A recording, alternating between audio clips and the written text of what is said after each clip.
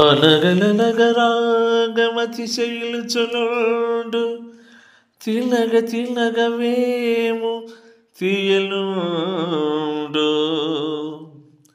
సాధనమున పనులు సమకూరు ధరలోన విశ్వదాభిరామ వినురవేమా.